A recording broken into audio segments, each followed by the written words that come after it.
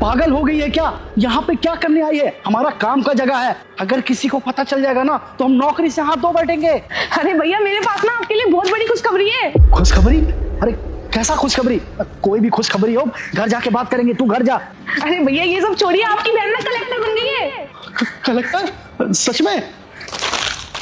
हाँ ये देखिए ना।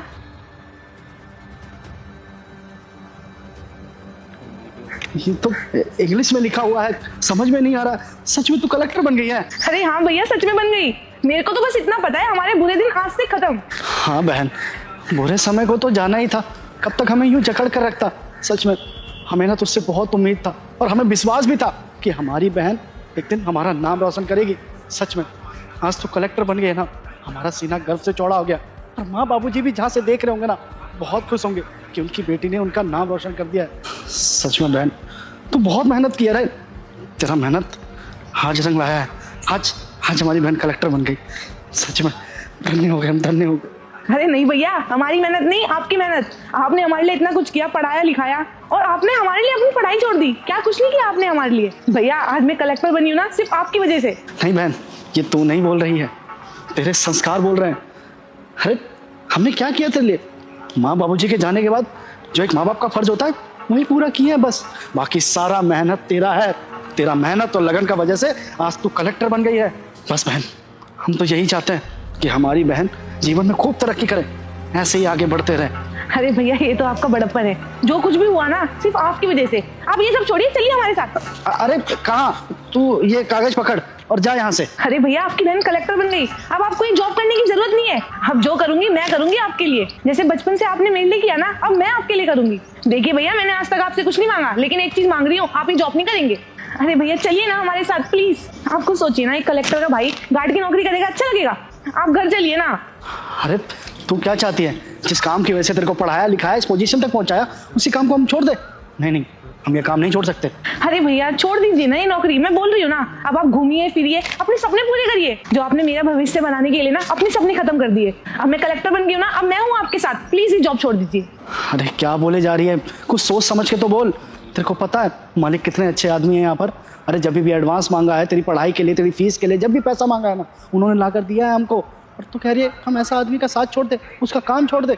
देख कलेक्टर भले ही बन गई है, लेकिन इसका भूत ना सर पे से उतार दे। ज़्यादा घमंड मत दिखा कलेक्टर बनने का।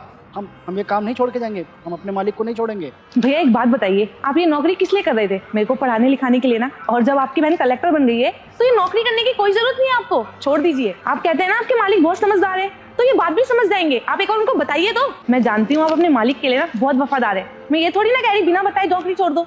एक और उनको बताइए तो। अगर आप उनको बताएंगे ना तो वो पक्का समझ जाएंगे। और मेरे को तो अच्छे से पता है जो आपके मालिक है ना वो भी यही कहेंगे, जब तेरी बहन कलेक्टर बन गई है तो ये नौकरी करने की क्या जरूरत है। अरे वो समझे या ना समझे, ये सब समझाने वाली तुम कौन होती हो?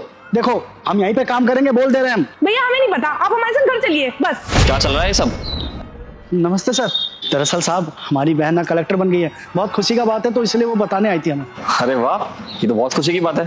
तुम्हारी बहन कलेक्टर बन गई, कॉन्ग्रेचुलेशंस। Thank you sir. आप मेरे भैया को समझाइए ना, जब मैं कलेक्टर बन गई हूँ तो ये नौकरी करने की क्या जरूरत है। भैया ने मेरे लिए बचपन से बहुत कुछ किया है। अब जब मेरी बारी आई है तो वो कहते हैं मैं नौकरी नहीं छोड़ूंगा।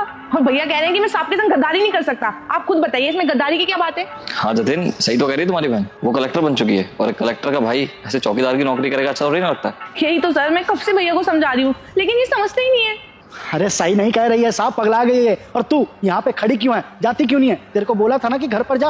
अरे तू यहाँ पर खड़े होकर साहब से जवान लड़ा रही है। अरे वो साहब है, मालिक है हमारे, उनको सलाम करते हैं, जवान नहीं लड़ाते हैं। और तेरे को एक बात बता दे, आज जो कुछ भी है ना, तू अगर कलेक्टर जो बनी है वो साहब ही के वजह से बनी है, समझ रही है? और साहब जी आप भी क्या बोले जा रहे हैं? देखिए ये जो कुछ भी बन पाई है ना आप ही की वजह से बन पाई है। हम आपके साथ गद्दारी नहीं करेंगे, काम नहीं छोड़ेंगे, आप ही के साथ काम करेंगे हम।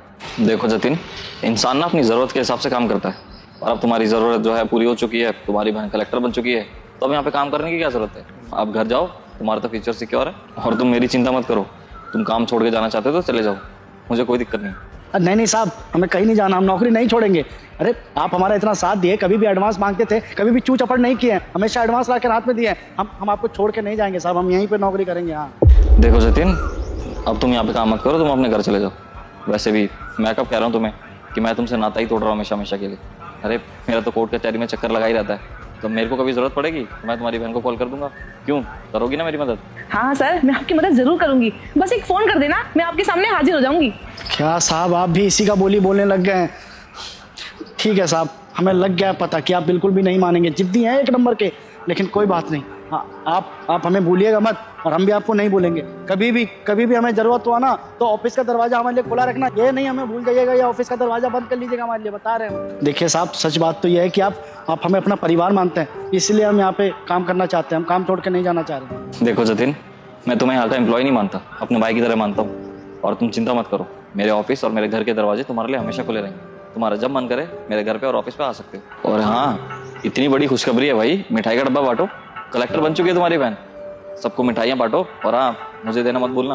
अरे साहब जी, आपके लिए तो मिठाई का डब्बा लेकर आएंगे आज से। चल चलिए भैया।